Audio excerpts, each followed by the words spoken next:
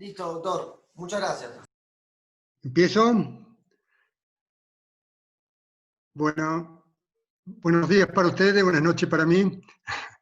Y estoy contento de poder hablar con ustedes que están en Rosario. Es una ciudad que tengo parte de mis raíces latinoamericanas. Estamos en este momento en un tema nuevo, que es el de los exosomas de medicina regenerativa. Después de haber pasado con el músculo completo, ya lo van a ver algunas imágenes, pasamos a las células y finalmente seguimos en eso que lo llamamos nosotros la biocirugía. Nuestro laboratorio, este es el Hospital Pompidou de París, donde estamos desde hace 20 años.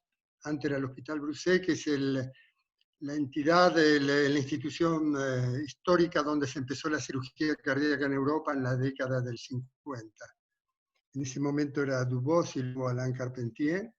Este es el Instituto de Investigaciones dentro del Hospital Pompidou, que tiene ya 20 años, y es la Fundación Carpentier, donde hacemos investigaciones cardiovasculares, torácicas, y bueno, todo lo que se necesita del punto de vista biocirugía, porque nosotros pensamos que se tiene que asociar la biología con la cirugía, que no hace falta cambiar todo, se puede regenerar, se puede reconstruir, y se pueden hacer también órganos bioartificiales.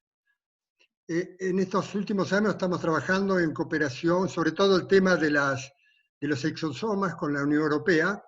Es el grupo de Cost Action. Cost significa cooperación on Science and Technology. Y hay 35 países representados, no solamente la Unión Europea, sino periféricos, en el cual hay 2 personas por países. Y a través de eso, el tema principal, ustedes ven ahí, si se puede ver un poco en inglés, es regeneración en cardiología y neurología. Lleva ya 4 años, el último es el próximo año. Y en ese sentido, entonces, el último tema que estamos tratando de ampliar es el de los exosomas. El problema más importante en este grupo de la parte cardiológica es la insuficiencia cardíaca, con una población total en Europa de 750 millones de personas. En la Unión Europea hay 550, 600, el resto es Europa del Este, pero hay 14 millones de personas con insuficiencia cardíaca y está aumentando, ya estaremos en 20 y pico, 25 millones en el 2020. Es verdad que la gente vive más años y algún día se va a morir o del corazón o se va a morir del cáncer y también de epidemias. Así que yo hace poco estuve en Rosario, no estuve virtualmente en Rosario, era el homenaje al centenario de la Facultad de Medicina de Rosario, de la Nacional, y en ese momento recordé que hace 100 años estaba la gripe española en Europa, que no era solamente española, sino que venía de Estados Unidos con los soldados que vinieron a luchar en la Primera Guerra Mundial. Trajeron una gripe que después fue extendida a toda Europa y la llamaron española, porque en España se dieron cuenta que era una enfermedad distinta y escribieron lo que tenían que escribir. Creo que en ese momento era la República Española y en ese momento la libertad de prensa existía, así que todo eso se pudo conocer en el mundo gracias a ese trabajo español. Así que ustedes ven que en Estados Unidos es algo parecido, hay con una población de 320 millones de habitantes, están alrededor de 10 millones de personas con este problema que es el de la insuficiencia cardíaca. En el tema que yo voy a hablar, yo soy básicamente cirujano cardíaco, cirujano general, luego cardíaco, pero también mi formación, la mitad la tengo realizada en Francia, soy doctor en ciencias biológicas de la Universidad de París, y en ese sentido, entonces, tratamos de producir algo que pueda ser biológico, y es algo que llamamos nosotros cardiopatch. Es algo para limitar la dilatación del corazón. Lo más grave en insuficiencia cardíaca es la dilatación cardíaca. Si uno no evita que se dilate con los infartos, con la cardiopatía isquémica o no isquémica, finalmente el paciente va a morir no solamente por un problema de contractibilidad ventricular, pero sino también por insuficiencia valvular. La válvula mitral, la válvula tricúspide van a completar ese fin trágico de la insuficiencia cardíaca. Acá tienen un ejemplo ustedes a la izquierda, un corazón normal de autopsia, y a la derecha un corazón dilatado, en el cual ustedes ven que las cavidades ventriculares son enormes y que las válvulas mitral y tricúspide realmente están completamente insuficientes. Así que si logramos controlar esa dilatación sin cambiar el corazón, es decir, con el mismo corazón, repararlo o regenerarlo también, creo que esa es la oportunidad que no hay que dejar pasar para que los pacientes puedan vivir algunos años más con buena calidad de vida. En Francia, que tenemos rugby, yo sé que en España u otros países hay menos, pero de todos modos lo comparamos en Argentina también. Yo empecé en Argentina mi aventura deportiva con el rugby. Comparamos el corazón normal como una pelota de rugby. Tiene punta, tiene un apex, tiene una base y de esa manera funciona bien. Cuando pasa a ser ya un corazón dilatado tipo pelota de fútbol, entonces es el gran problema. Los pulmones están desplazados, hay menos excursión respiratoria y sobre todo eso que ya mostré recién, la fuerza de contracción de la fibra miocárdica por esa dilatación de la ley de Starling, que ustedes deben conocer, la dilatación máxima hace que se pierda la capacidad contractil y elástica del corazón. Eso es la insuficiencia cardíaca. Para solucionar eso, en la década del 80 ya habíamos empezado a hacer trasplante cardíaco y sabíamos que no había corazón para todos. Así que gente que estaba en la lista de espera del trasplante cardíaco se moría en esa espera que nunca le llegaba al corazón, porque el trasplante se obtiene cuando una persona pierde el cerebro. Muerte cerebral, ¿qué es eso?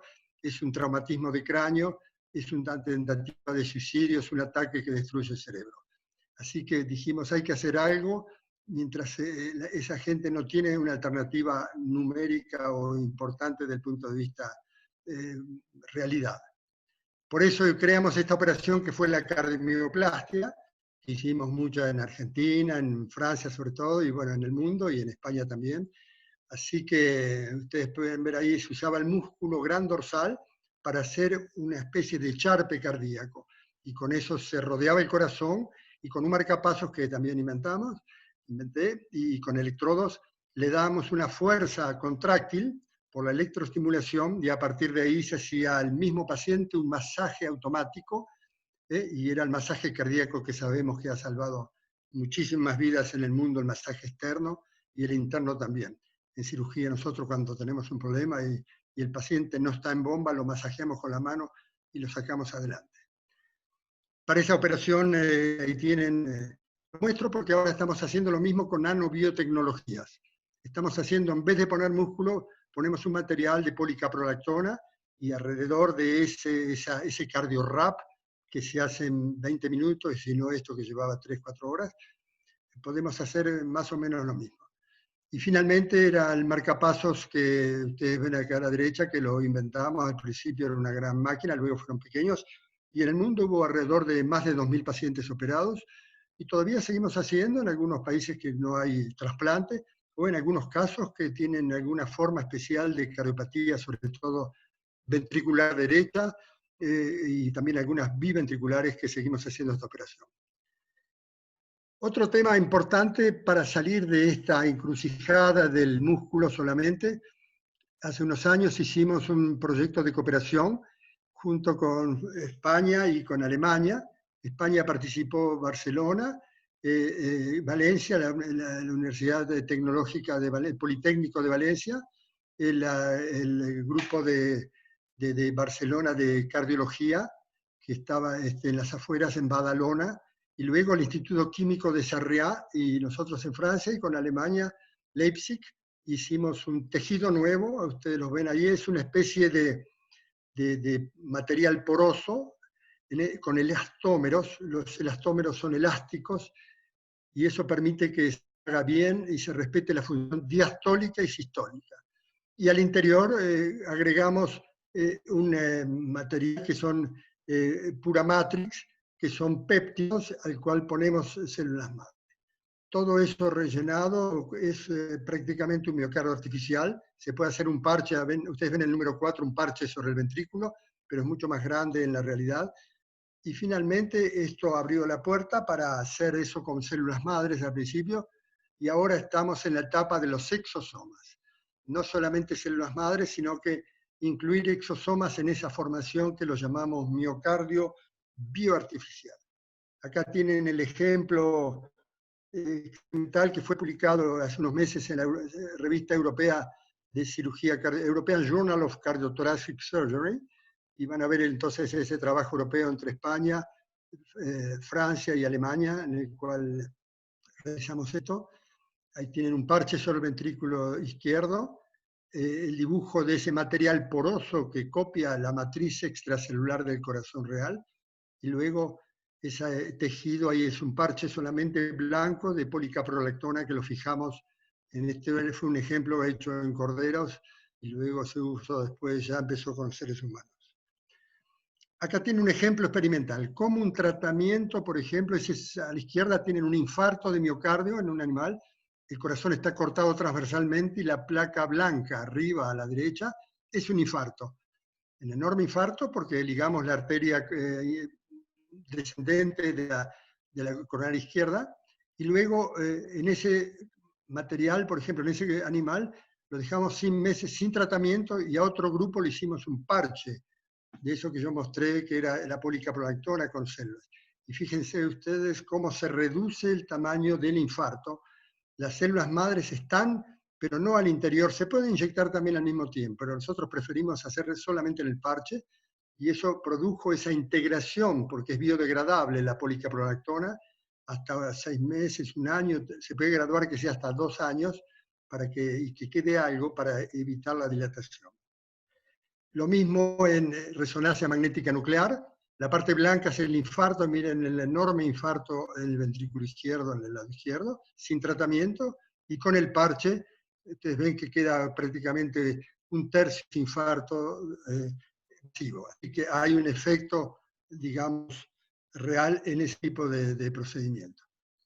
Entonces, ustedes tienen acá, actualmente que estamos en el CardioPatch, y combinado, si queremos, también al CardioWrap, que sería una especie de charpe cardíaco con esa policaprolactona, en el cual van a ir células madre, preparadas en la misma mesa de operaciones, un rato antes, con exosomas, y todo eso realmente es para nosotros una gran perspectiva para el futuro. Esto lo pueden ver acá el material en microscopía electrónica, y ustedes ven cómo son realmente la parte porosa donde se puede agregar la gelatina, que es el K-matrix, u otro material, pueden ponerse alginatos, por ejemplo, y luego al interior entonces los exosomas junto con las células madre.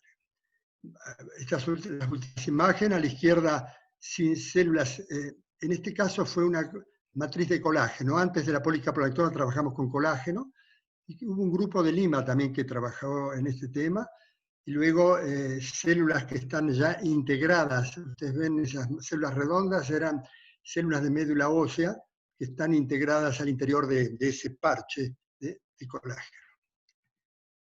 Entramos directamente en el tema del exosoma. Entonces, el exosoma es algo que tiene una historia.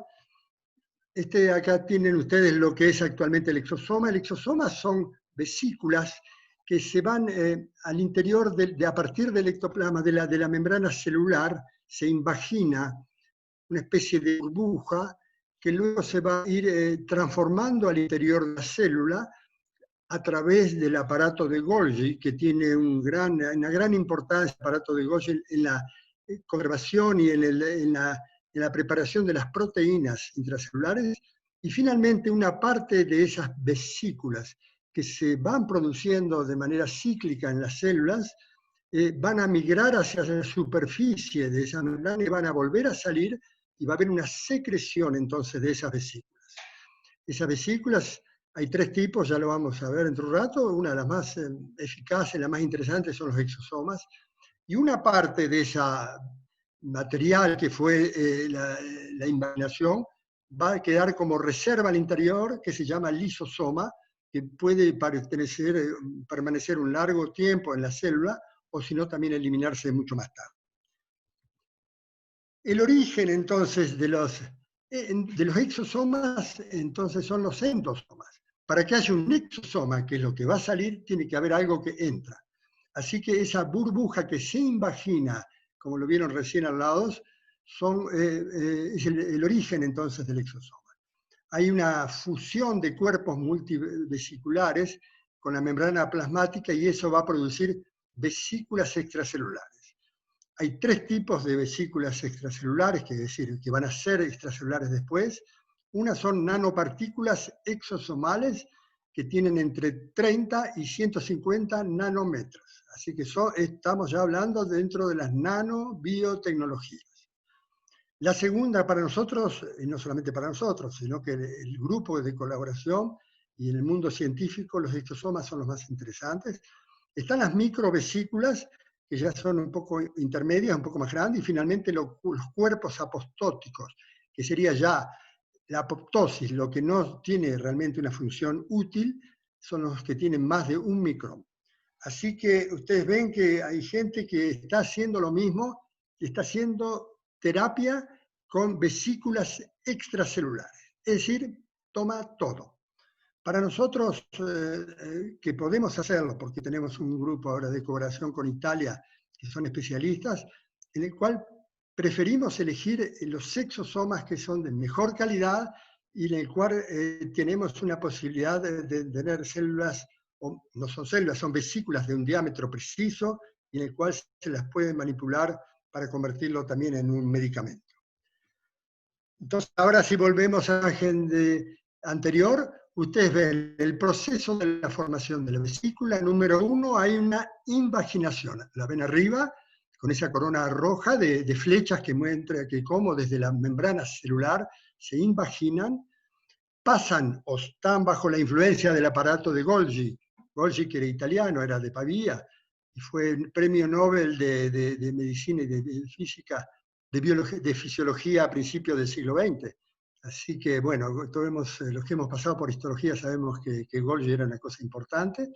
A partir de ahí, viene entonces, ustedes ven en la imagen, está la proteína, pero está el mRNA, el ácido ribonucleico, desoxirribonucleico, muchas cosas. Abajo está el lisosoma de fusión que va a quedar un poco en reserva o va a salir después como si fuera apoptosis. Y finalmente la exocitosis, es decir, la burbuja sale o la vesícula sale de nuevo y a partir de eso no tiene un destino muy importante. La función de la creación del exosoma está ligado a la función.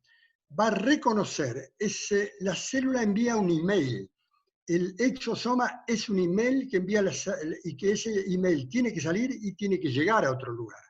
Así que ustedes ven cómo en este momento estamos en el siglo XXI utilizando la informática, un lenguaje y un proceso realmente de movilización de mensajes, pero que son también objetivos, en el cual hay entonces todo un camino no electrónico, sino biológico. Para que vayan, tiene que haber células diana, es decir, son las células en francés, son las células cible, en inglés es target cells, tienen que ir a un lugar específico, si no, no sirve. Y la célula en nuestro cuerpo es mucho más inteligente, casi como los virus, o como los virus, que saben a dónde tienen que ir para curar o para hacer daño, porque los exosomas también están vinculados con algunas enfermedades. Acá tienen de nuevo entonces la historia un poco. Antes se creía que ese material, que esas pequeñas burbujas, que esas vesículas que salían, era material desechable, desechable. Es decir, que eran residuos y nadie le daba importancia. Hasta hace 30, 40 años nos dijeron, no, eso que sale de la célula no es residuo, no es material para descartar, tiene funciones. Y ustedes ven cuáles son en esta lista de abajo las funciones que tienen esos exosomas o las otras vesículas secundarias. La primera, la función es de comunicación intercelular. Van a buscar, por ejemplo, una célula mesenquimatosa, a un tejido cardíaco, por ejemplo, una fibra cardíaca, o a un angioblasto en el cual va a formar vasos, etc. Entonces, hay comunicación intercelular en el exosoma. La segunda función, hay una acción antigénica. Es decir, estamos en presencia de algo que tiene proteínas, así que es lógico que si van a otro lugar tiene que ser identificado y adaptado.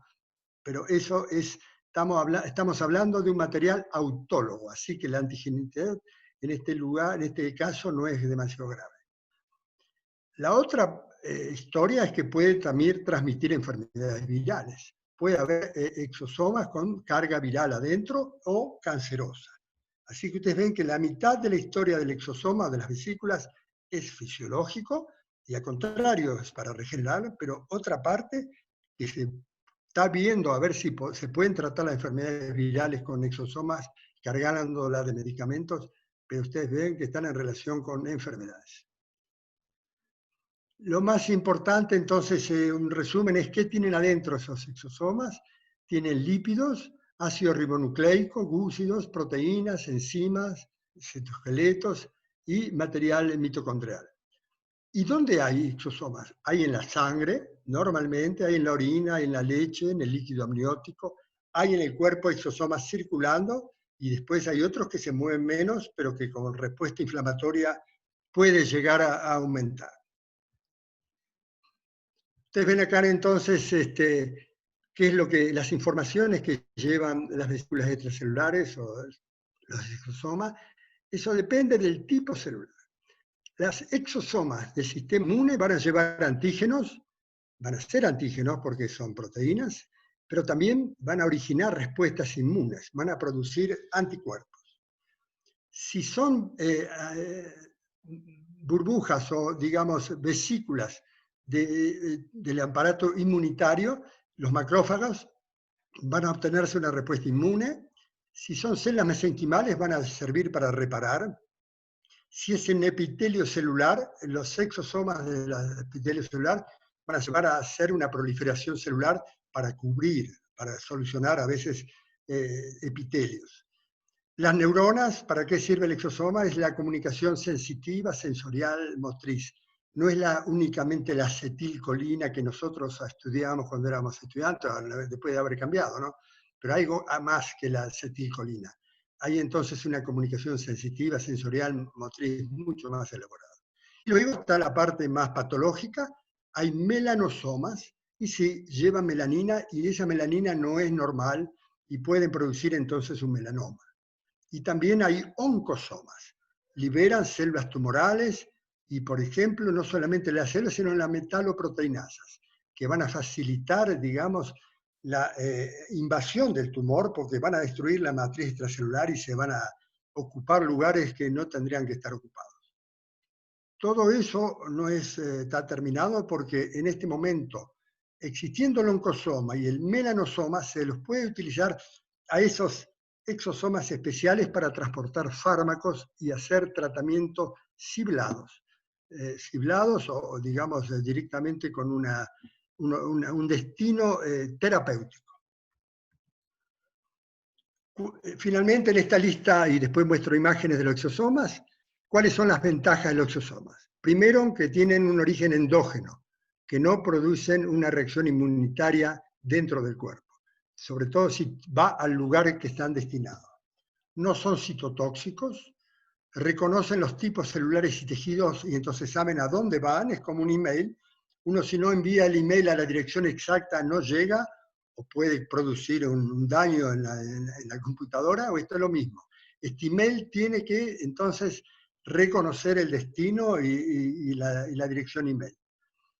Superan barreras biológicas. Eso es muy interesante porque ya sabemos que hay territorios del cuerpo donde hay una cierta protección. Por ejemplo, en neurología, entre el cerebro y la sangre hay una verdadera barrera para evitar que en la septicemia, por ejemplo, haya un ataque o una infección grave en el cerebro. En el cáncer lo mismo. Células circulantes tienen una cierta barrera, a veces la franquean por el lado circulatorio, digamos, son la sangre que lleva la metástasis, pero si no, hay una verdadera barrera. Y bueno, esa barrera entonces logra ser pasada por los exosomas. Los exosomas no tienen barreras, así que si llevan medicamentos van a pasar esa barrera hematoencefálica, que son es a nivel de la dura madre, de la pía madre, digamos, de la aracnoides. Está a ese nivel esa barrera. Finalmente, también protegidos, tienen una doble capa, doble, digamos, superficie externa lipídica, y tiene al interior, es un verdadero burbuja, es un compartimento interno acuoso, y finalmente hay exosomas hidrófilos e hidrofobos. La parte más interesante para nosotros desde el punto de vista de equipos de medicina y de ciencia es el hecho de que tenemos una cooperación muy importante con la Universidad de Ferrara en Italia, y eso es importante con nosotros porque la especialización en la Universidad de Ferrara ha permitido tener varios años de experiencia en el cual realmente nos ha facilitado muchísimo las cosas. Ferrara es una ciudad muy interesante porque está cerca de la Universidad de Bolonia, en la zona de Ravenna, es la Emilia Romana, y del otro lado está cerca de Venecia, la mayor parte de Padova, son ciudades con mucha actividad universitaria de investigación. Ellos entonces nos han facilitado un poco esta información, que hay un intercambio permanente de hace 2 años entre Ferrara y París, así que y alguna vez si alguien se interesa dentro del grupo de los oyentes, podemos conectarnos en ese lado. Este es el viejo concepto, lo que yo decía hace un rato, antes que se creía que había un contacto directo entre 2 células, que una célula tocaba a la otra y le enviaba la información que quería.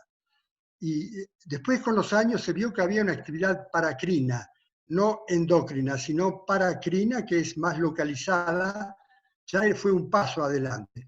La acetilcolina en el transporte nervioso, todo eso demostró que había burbujas, que había elementos químicos que transmitían la información.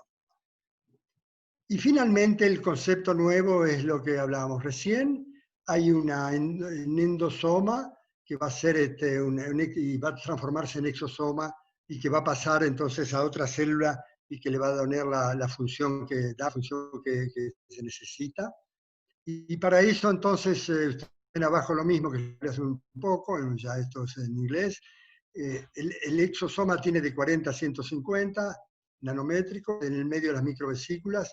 Ustedes ven esa salida entonces ya dibujada y con más elementos que están los marcadores.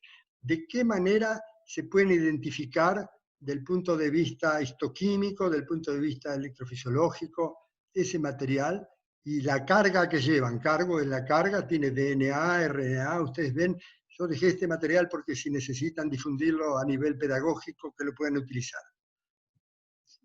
Lo mismo acá un poco más, ustedes ven en grande ahí a la derecha lo que es un exosoma, tiene realmente una gran estructura bien establecida en el cual cada vez se conoce más a pesar de que sea un material nanométrico tan pequeño. Y finalmente ustedes ven que hay antígenos, hay realmente una membrana con un gran poder de comunicación y en el cual hay actina y tubulina, realmente esta es la parte científica pura y que están los receptores que permiten comunicar, así que está muy bien estudiado en este momento lo que es un exosoma. La vesícula extracelular de mayor tamaño realmente tiene menos importancia. Y en este momento ustedes ven acá lo que es el tipo de mensaje que envía un exosoma a otro. Hay mensajes de proliferación, de citolisis, de ver listas de cosas que tienen, de diferenciación, y en el cual realmente interviene muchísimo material, la adenosina, la quinurina, y puede haber a partir de eso una función, por ejemplo, a la derecha, en el medio, tumor represión, o si no, tumor promoción. Ustedes ven que realmente hay que manejarlo muy bien, con mucha exactitud, porque hay una función de tratamiento del tumor y otra parte que es el de la proliferación del tumor. Así que hay que manejarlo con mucho cuidado. Y lo último, que ya llegamos a la parte de aplicación cardiológica, puede ayudar arriba a la reperfusión cardiológica, o si no, no solamente de la parte muscular, sino que de la parte de angiogénesis. En la parte cardíaca, todos los que trabajamos en cardiología, sabemos bien que la reperfusión o la perfusión es igual o más importante tal vez que la miogénesis. Hacer músculo está bien, pero tiene que estar nutrido por alguien. Colocar fibras o células que son cardíacas, si no llega el oxígeno y los nutrientes, no es suficiente.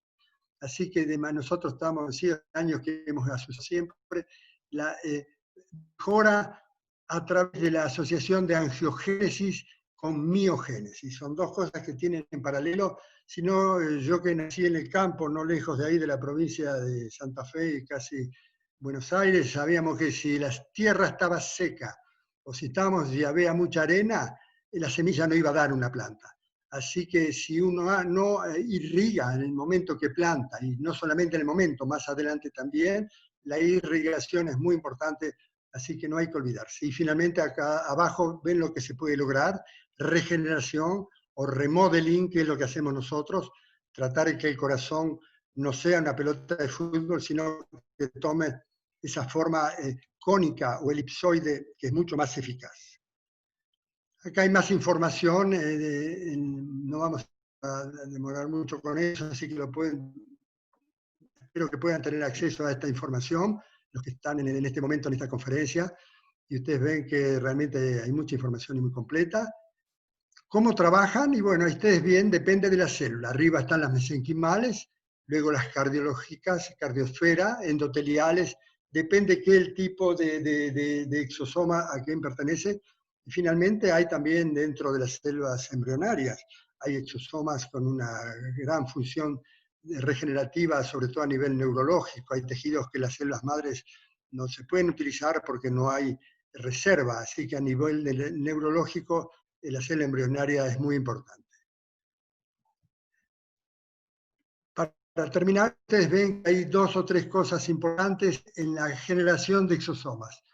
La hipoxia, por ejemplo, y la inflamación son estímulos muy importantes para la célula madre, pero también para los exosomas que están al interior.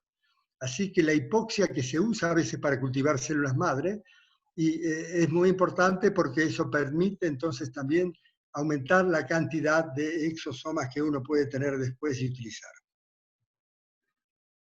La carga principal de esos, la ven acá, ribonucleico, desoxirribonucleico. Hay un montón de información que lo van a poder aprovechar ustedes más tranquilos después. Y acá tienen otro, cómo se puede regular expresión de los genes. Y finalmente, cómo se logran hacer exosomas a partir de las células. Las células que son más interesantes para obtener exosomas son las células mesenquimales, mesenquimatosas, porque tienen bastantes poderes. Así que se pueden hacer por ejemplo, haciendo cromatografía y solamente seleccionando aquellas que tienen menos de 150 nanomicras, o si no, se puede utilizar la ultracentrifugación.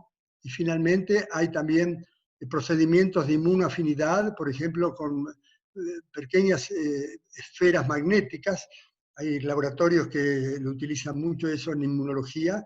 Hay en Alemania, Mitenje Biotech, por ejemplo, donde usan esferas magnetizadas para aislar entonces específicamente anticuerpos y exosomas. Y ustedes ven acá un resumen entonces de los métodos de separación y ultracentrifugación y las ventajas y limitaciones. Esto entonces, acá un poco de imágenes. Ustedes ven acá cómo tienen más o menos la forma de cuantificarla, es muy importante. Y otra vez acá la parte, estoy viendo, porque hay unas imágenes ahora que van a ser activas, a ver si, no, depende, vamos a ver si siguiendo.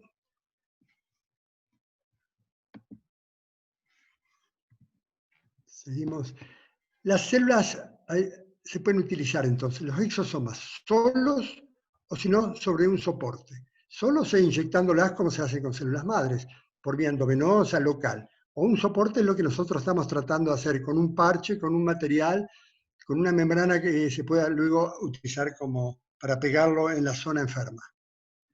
Así que esto es la manera que se trabaja en esos parches.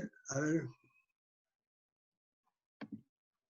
Fíjense, ahí tienen una imagen dinámica ¿Cómo se pueden seguir entonces acá lo mismo, el crecimiento y el movimiento de los exosomas? Ustedes ven ahí moviéndose los exosomas al interior de un cultivo celular, y realmente no sé si está bien la imagen para ustedes, pero yo pienso que eso son los biólogos que realmente se han especializado en esto, que logran captar el movimiento de los exosomas.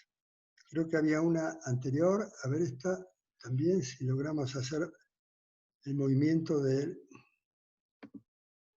No. Bueno, vamos a ir terminando.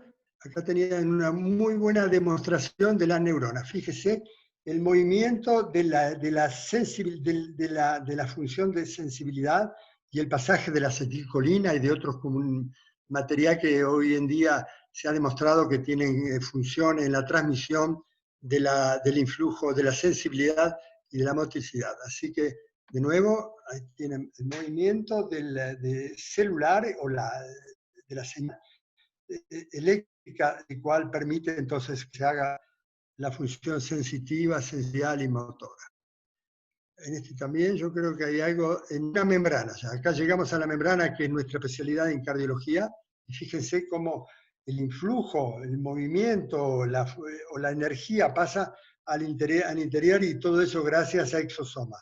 Ustedes ven que realmente es importante cómo puede,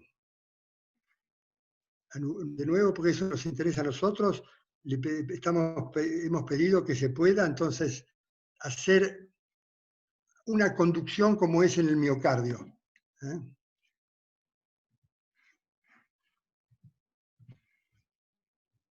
La última tentativa. Ahí está, lo más interesante para nosotros los cardiólogos, la transmisión de la onda electrofisiológica, y luego que significa contracción y ritmo cardíaco.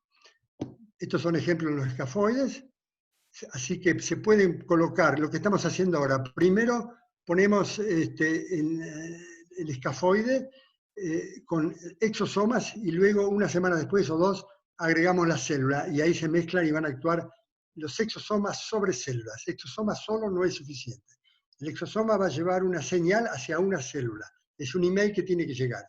Así que no hay tratamiento con exosomas solos, salvo que haya ya un tejido viviente. Pero si uno quiere hacer un tejido nuevo, como un parche, entonces uno pone material, células madre, y al cual entonces le agregamos exosoma, y ahí termina entonces con una función nueva. A ver si tienen algo más acá en movimiento. No, bueno, y entonces ahí tienen ustedes en el medio las células progenitoras, exosomas, y finalmente el resultado. En neurología y en cardiología está la mayor. Este es el corazón que está mal, mismo totalmente mal, y en el cual se puede regenerar. Ustedes lo han visto durante todo el día. Pero la inflamación es importante, porque si no hay inflamación, no hay regeneración. Y cuando uno dice voy a tratar con antiinflamatorios, un momentito, que uno está parando la regeneración que viene después. Así que el exosoma tiene una función muy importante en la inflamación. Yo creo que no se puede trabajar solamente contra la inflamación sin pensar que uno lo que busca después es un momento de regeneración.